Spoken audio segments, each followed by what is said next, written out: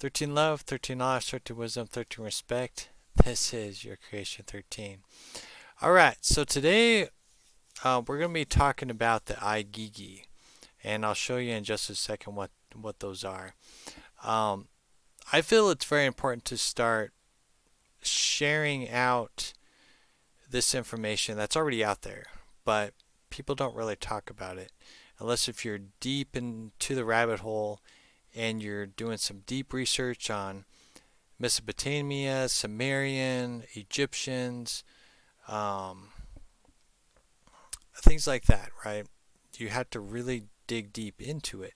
But if you're selective in what you look into, right, if it's just Egyptian or if it's just Sumerian or if it's just the Bible, you're going to limit yourself. But if you open up your perspective and not be so selective or limited, you begin to see a bigger picture and how it all blends together as a whole, as a story, right? As passing the torch, which I definitely want to talk about in the future. But I'll go ahead and flip my screen here so you guys know what we're talking about. So, these guys right here are the Igigi, next to the being known as either Inki or Enlil, like they look the same, or the Anunnaki or the Elohim. That's what we're looking at. And the interesting thing reading this, there isn't a lot on it, but this same picture here is also used for, I'm trying to think what they're called. Can't think of it offhand. Almost had it.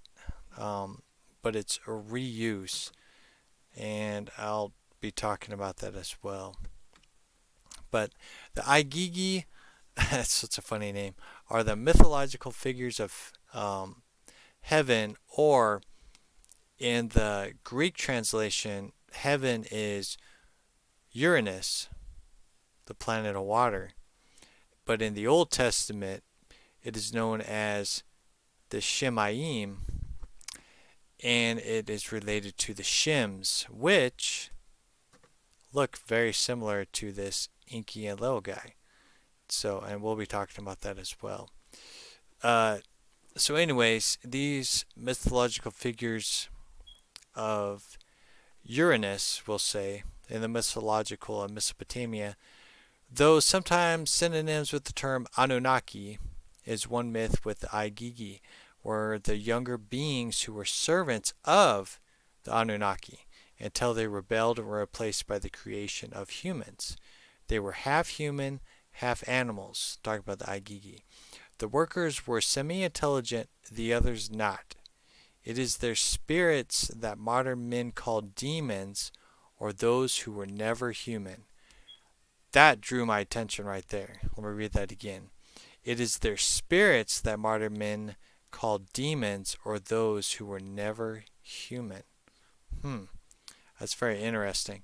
But what I found interesting with this is that the Anunnaki, or Inki and Lel, or possibly the Shims, it sounds like this planet may have been the animal kingdom, may have been beings or animals that were had the human form, but they had faces of animals, right? Or faces of different creatures that we couldn't fathom, just like this here. We couldn't fathom, this thing is standing straight up, right? We couldn't fathom seeing entities running this world, right? And in some ways, it sounds like they were enslaved, and they were, right? They were put to work. So I found that very interesting and sad at the same time, because, like, I don't know what it is, but humans have always felt that they have to control all of creation, right?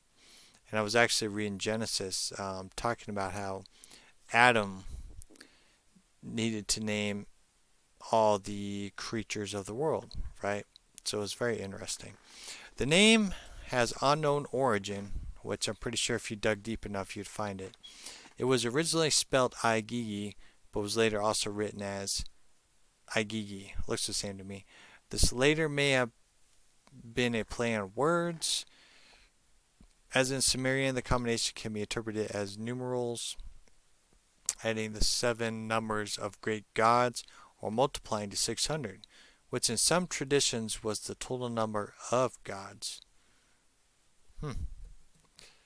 Akkadian paradise is described as a garden in the myth of where lower ranked deities, Igigi, are put to work digging a watercourse by the more senior deities, the Anunnaki, which is interesting because they mention garden in here.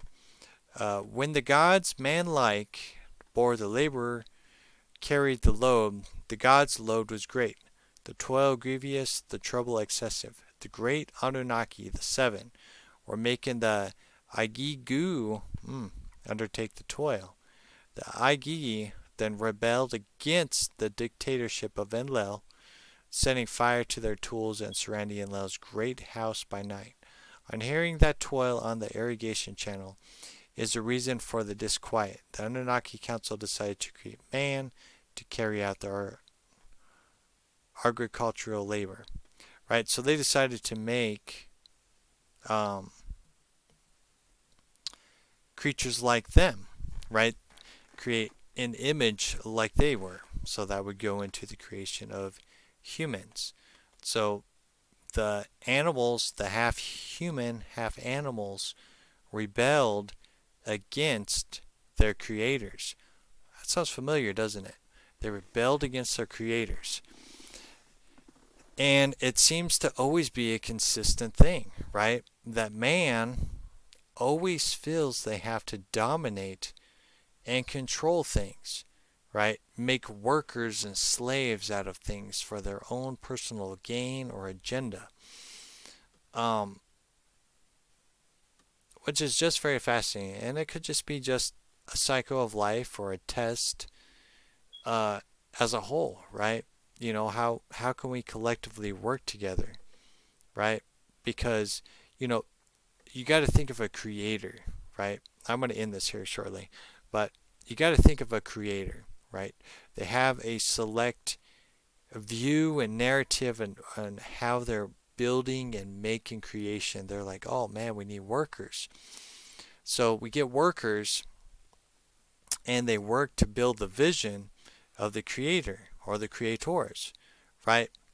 But as the creation is completed, as creation is completed in 7 days or 7,000 years, things get to be somewhat normal. But the leadership gets to the creator's head of like, oh hey, I own everything, right? But it doesn't allow anybody else to be leaders as well, right? They're always following a God without ever questioning it. So that's where the self-awareness comes in. I talked about previous video. Is that these beings that were created or enslaved become self-aware. And they're like, oh hey, let's try something different. You know, hey, can I try to be a leader too? Nope, that's not your role. You can't be a leader. I need you just to keep doing what you're doing. But I would like to try something different. Nope. We got to keep things in order. Got to be divine and perfection. But no, I think we really could. Nope. You talk again, we're going to send you somewhere else. Sounds very familiar in modern times, doesn't it? In our day-to-day lives. And that's where rebellion happens. And we're seeing a rebellion again. And it just happens over and over and over again, right? And to make this story short, you know, I found this very interesting. And just kind of a little twist of like, oh wow, what about if Earth had these half human, half animals living here in peace, and then these Anunnaki came, dominated, conquered, and controlled the lands, and then maybe created a time sequence, time sequence that entrapped their creation. So then, if anybody rebelled, it would recycle itself. I'll leave it with that. So yeah. So I'm gonna be sharing this stuff just because people don't really look into this stuff, right? As I'm researching, I find this stuff very fascinating. And to make presentations, whew, it's gonna take a while. But I figured I'd just share this stuff out there and go from there. So yeah, so check these stuff out. The Igigi, half human, half animals. Back in the day, talked about back in the day, right? Before genetics, like these were just actual beings before genetics. Perhaps. Everything was made by DNA, but maybe these were pure beings before the Anunnaki or the Shims came into play. I'll let you guys think about that. So yeah, so love yourself. Keep shining bright. Keep researching is key. Man, there's so much stuff, so much revelations that's coming out. It blows my mind. So yeah, so let's just keep journeying down this rabbit hole. All right, so I'll talk to y'all later.